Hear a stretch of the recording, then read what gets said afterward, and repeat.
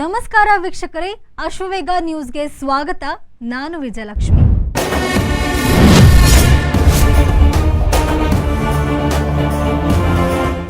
ನಿಮ್ಮೆಲ್ಲರಿಗೂ ಗೊತ್ತಿರುವ ಹಾಗೆ ಜಮ್ಮು ಮತ್ತು ಕಾಶ್ಮೀರ ಸದಾ ಸುದ್ದಿಯಲ್ಲಿರುವ ನಮ್ಮ ಭಾರತದ ಅವಿಭಾಜ್ಯ ಅಂಗ. ಭಯೋತ್ಪಾದನೆ, ಉಗ್ರರ ಅಟ್ಟಹಾಸ, ಕಲ್ಲು ತೂರಾಟ, ಸಾವು ನೋವು, ರಕ್ತಪಾತ, ಗಡಿಯಲ್ಲಿನ ಸಂಘರ್ಷಗಳು ಹೀಗೆ ಹಲವು ಸಮಸ್ಯೆಗಳಿಂದ ಅಲ್ಲಿನ ಪ್ರಜೆಗಳು ಸತ್ತು ಬದುಕುತ್ತಿದ್ದರು. ಉಗ್ರರ ಅಟ್ಟಹಾಸಕ್ಕೆ ನಲುಗಿ ಹೋಗಿದ್ದರು. ಯಾವಾಗ ಪ್ರಧಾನಿ ನರೇಂದ್ರ ಮೋದಿ ಅವರು 370 ಆರ್ಟಿಕಲ್ ರದ್ದು ಮಾಡಿದ್ದಾರೋ ಆವಾಗಿನಿಂದ ಜಮ್ಮು ಮತ್ತು ಕಾಶ್ಮೀರದ ಜನ ನಿರಾಳವಾಗಿ ಬದುಕುತ್ತಿದ್ದಾರೆ. ಹಲವು ಬದಲಾವಣೆಗಳನ್ನ ಕಂಡಿದ್ದ ಇದೀಗ ನರೇಂದ್ರ ಮೋದಿ ನೇತೃತ್ವದ ಬಿಜೆಪಿ ಸರ್ಕಾರಕ್ಕೆ ಭರ್ಜರಿ ಜಯ ಸಿಕ್ಕಿದೆ. ಆರ್ಟಿಕಲ್ 370 ರದ್ದತಿಯನ್ನ ಸುಪ್ರೀಂ ಕೋರ್ಟ್ ಎತ್ತಿ ಹಿಡಿದಿದೆ. 5 ನ್ಯಾಯಮೂರ್ತಿಗಳ ಸಿಜೆಐ ಡಿವೈ ಚಂದ್ರಚೂಡ ಪೀಠ ಐತಿಹಾಸಿಕ ತೀರ್ಪು ನೀಡಿದೆ.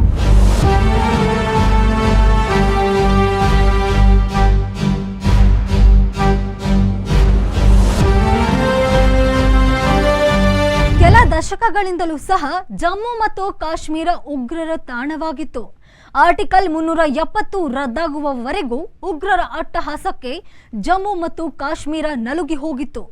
ಇಲ್ಲಿನ ಪರಿಸ್ಥಿತಿಗಳಿಗೆ ಲಂಗು ಲಗಾಮು ಇಲ್ಲದೆ ಭಯೋತ್ಪಾದಕರದ್ದೇ ರಾಜ್ಯಭಾರವಾಗಿತ್ತು. ಆಡಳಿತ ಪಕ್ಷಗಳಿದ್ದರೂ ಸಹ ಅವರು ಕೆಮ್ಮಂಗಿರಲಿಲ್ಲ. ಆದರೆ ನರೇಂದ್ರ ಮೋದಿ ಸರ್ಕಾರ ಜಮ್ಮು ಮತ್ತು ಕಾಶ್ಮೀರಕ್ಕೆ ಸಂಬಂಧಿಸಿದಂತೆ ಐತಿಹಾಸಿಕ ಬದಲಾವಣೆಯನ್ನ ತಂದಿದ್ದರು. ಜಮ್ಮು ಕಾಶ್ಮೀರದಲ್ಲಿ ವಿಶೇಷ ಸ್ಥಾನಮಾನವನ್ನ ರದ್ದು ಮಾಡಿದ ಮೇಲೆ ಈಗ ಅಲ್ಲಿ ಹಲವು ಬದಲಾವಣೆಗಳು ಆಗಿವೆ.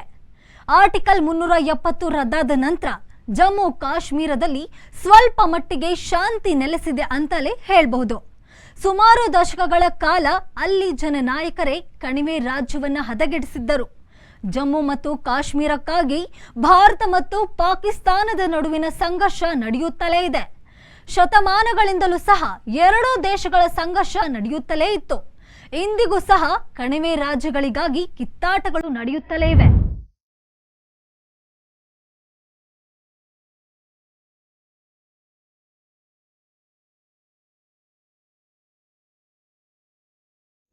ಬ್ರಿಟಿಷರಿಂದ ಭಾರತ ಸ್ವಾತಂತ್ರ್ಯ ಪಡೆದ ಕಾಲದಲ್ಲಿ ಜಮ್ಮು ಮತ್ತು ಕಾಶ್ಮೀರದ ಮಹಾರಾಜ ಹರಿ ಸಿಂಗ್ ಭಾರತಕ್ಕೆ ಸೇರಲು ಒಪ್ಪಿರಲಿಲ್ಲ. ಪ್ರತ್ಯೇಕ ಸ್ವತಂತ್ರ ಪ್ರದೇಶವಾಗಿಯೇ ಇರಬೇಕು ಎಂದು ನಿರ್ಧರಿಸಿದ್ದರು. ಆದರೆ ಅಷ್ಟರಲ್ಲೇ ಪಾಕಿಸ್ತಾನ ಮೂಲದ ದಾಳಿಕೋರರು ಕಾಶ್ಮೀರವನ್ನ ಆಕ್ರಮಿಸುತ್ತಿದ್ದರು. ಜಮ್ಮು ಕಾಶ್ಮೀರ ಭಾರತದ ಅವಿಭಾಜ್ಯ ಅಂಗ. ಆದರೆ ಸಂವಿಧಾನದ ಆರ್ಟಿಕಲ್ 370 ಪ್ರಕಾರ ಆ ರಾಜ್ಯಕ್ಕೆ ವಿಶೇಷವಾದ ಸ್ಥಾನಮಾನವಿತ್ತು. ಈ ವಿಶೇಷ ಸ್ಥಾನಮಾನ ಕಾಶ್ಮೀರವನ್ನ ಭಾರತದಿಂದ ಅನೇಕ ವಿಷಯಗಳಲ್ಲಿ ಪ್ರತ್ಯೇಕವಾಗಿಸಿತ್ತು.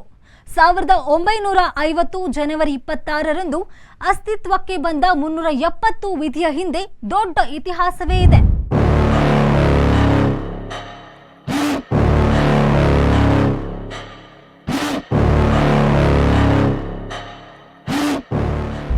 ರಾಜ್ಯ ಸಂಸ್ಥಾನವಾಗಿದ್ದ ಜಮ್ಮು ಕಾಶ್ಮೀರ ದೇಶ ವಿಭಜನೆ ಬಳಿಕ ಪಾಕಿಸ್ತಾನದ ಬದಲಿಗೆ ಭಾರತಕ್ಕೆ ಸೇರ್ಪಡೆಯಾಗಿತ್ತು. ಇದಕ್ಕಾಗಿಯೇ ಈ ರಾಜ್ಯಕ್ಕೆ 1949ರಲ್ಲಿ ಪರಿಚ್ಛೇದ 370 ಅಡಿಯಲ್ಲಿ ವಿಶೇಷ ಸ್ಥಾನಮಾನ ನೀಡಲಾಗಿತ್ತು. ಇದರಿಂದ ಪ್ರತ್ಯೇಕ ಸಂವಿಧಾನ, ಪ್ರತ್ಯೇಕ ಧ್ವಜದ ಅಧಿಕಾರ ಕಣಿವೆ ರಾಜ್ಯಕ್ಕೆ ಸಿಕ್ಕಿತ್ತು. ರಕ್ಷಣೆ, ವಿದೇಶಾಂಗ ವ್ಯವಹಾರ, ಹಣಕಾಸು ಸಂಪರ್ಕ ಹೊರತಾಗಿ ಯಾವುದೇ ಭಾರತೀಯ ಕಾನೂನು ಕಾಶ್ಮೀರಕ್ಕೆ ಅನ್ವಯವಾಗದಂತೆ ವಿಶೇಷ ಸ್ಥಾನಮಾನ ರಕ್ಷಣೆ ಒದಗಿಸಿತ್ತು. ಅದನ್ನು 2019 ಆಗಸ್ಟ್ 5ರಂದು ಕೇಂದ್ರ ಸರ್ಕಾರ ಕಾಶ್ಮೀರದ ವಿಶೇಷ ಸ್ಥಾನಮಾನ ರದ್ದು ಮಾಡಿತ್ತು.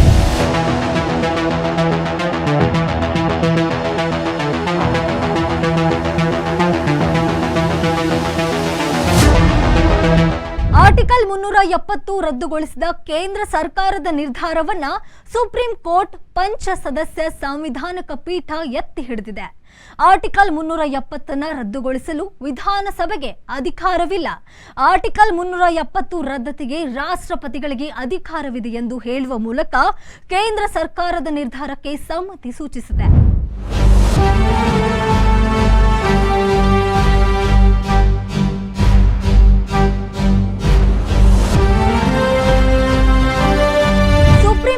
ನೀಡಿರುವ ಇರುವ ಪ್ರಮುಖ ಅಂಶಗಳನ್ನು ನೋಡೋದಾದ್ರೆ ಆರ್ಟಿಕಲ್ 370 ರದ್ದುಪಡಿಸುವುದರಲ್ಲಿ ಯಾವುದೇ ದುರುದ್ದೇಶ ಇರಲಿಲ್ಲ.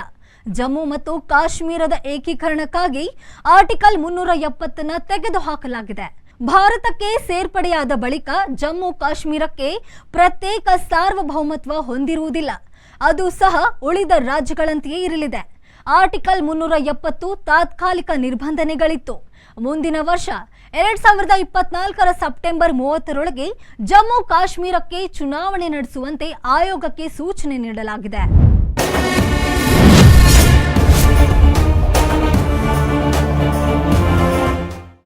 ಇದಾಗಿತ್ತು ಈ ಹೊತ್ತಿನ ಅಶ್ವವೇಗ ಸ್ಪೆಷಲ್. ನೋಡ್ತಾ ಇರಿ ಅಶ್ವವೇಗ ನ್ಯೂಸ್.